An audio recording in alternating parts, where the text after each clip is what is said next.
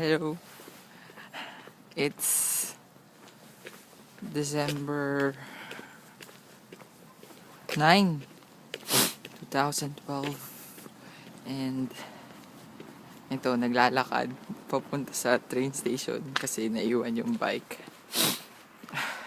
Mga 3 kilometrong lakad. Ang panahon ngayon, sobrang lamig. Ayan. Ano naman? Ang suot kong damit ay 5 patong yata. Ayun yung nilakad ko. Galing ako dun sa bundok na yun. Papunta pa ako sa sunod na bundok. Sobrang lamig.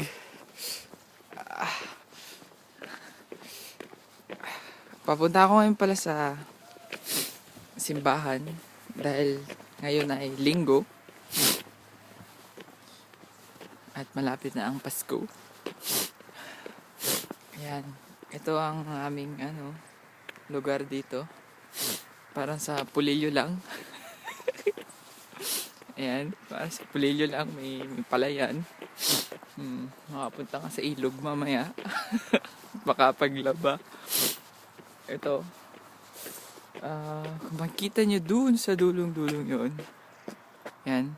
Doon naman yung, hindi siguro kita, doon yung aming work facility. Yun. Nagtatrabahong bilang dakilang caregiver. Masaya naman. At nakarating din sa Japan. At naka-experience ng ganitong kalamig na panahon. Diba? Hindi ko naman inaasahan. Ito pala, may parang bundok. Pataas yan. At pag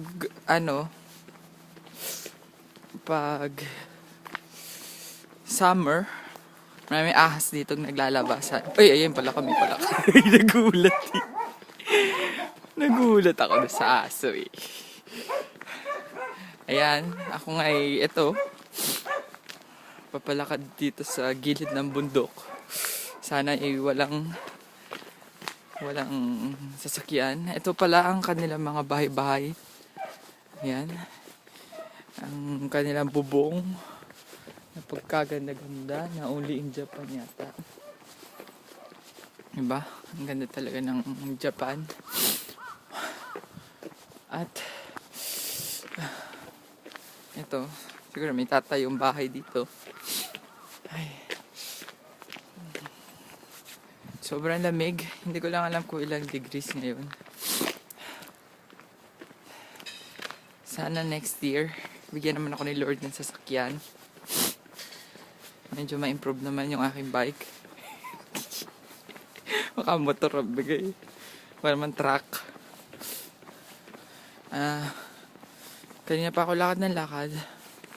Pero aso pa lang nakikita ko. Wala pang tao. Umaga na ngayon. Ano oras? Alas 7:45 ng umaga. Pero parang walang tao.